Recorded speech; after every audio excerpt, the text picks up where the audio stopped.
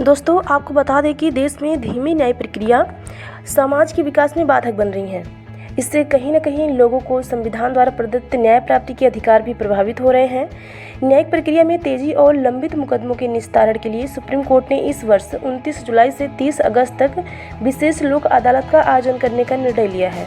इस पहल से लंबित मुकदमों के निस्तारण से लोगों में न्याय तंत्र के प्रति विश्वास बढ़ेगा और समय की बचत के साथ उन्हें आर्थिक लाभ भी होगा। वस्तुतः देश में बढ़ते मुकदमों से न केवल न्यायालयों पर अतिरिक्त बोझ बढ़ता है, बल्कि इससे देश के नागरिकों को न्याय मिलने में भी देरी होती है। एक निर्धारित समय सीमा में लोगों को न्याय न मिलने से कई प्रकार की समस्याओं का सामना करना पड़ता है। भारत में न्यायालयों के समक्ष मुकदमों का बोझ कोई नया विषय नहीं है। देश की बढ़ती जनसंख्या, बढ़ते अपराधों की प्रवृत्ति, जटिल कानूनी प्रक्रिया के साथ कई अन्य कारण भी हैं जिनमें मुकदमों की संख्या बढ़ रही है।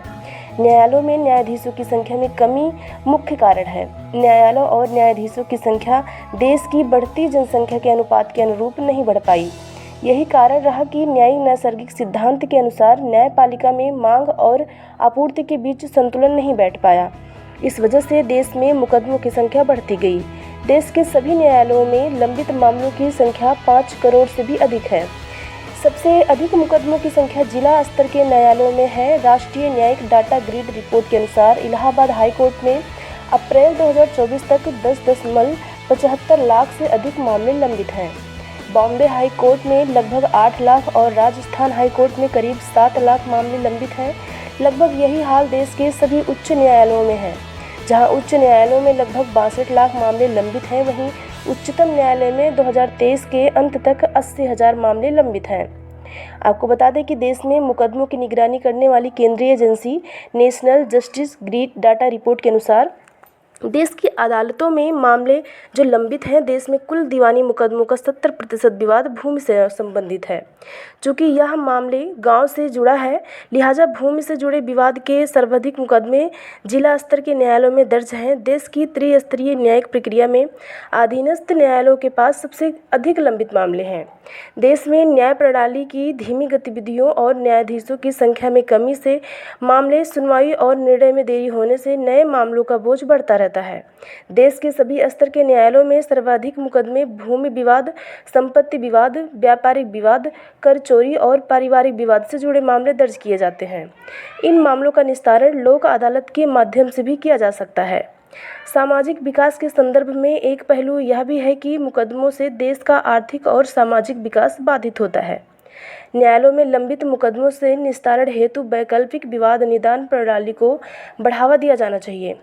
लंबित मामलों का डाटा तैयार करके ई कोर्ट और ऑनलाइन प्रणाली से सुनवाई की जानी चाहिए। सभी स्तर के न्यायालयों में न्यायाधीशों की संख्या बढ़ाने हेतु नियुक्त प्रक्रिया सरल बनाने की आवश्यकता है।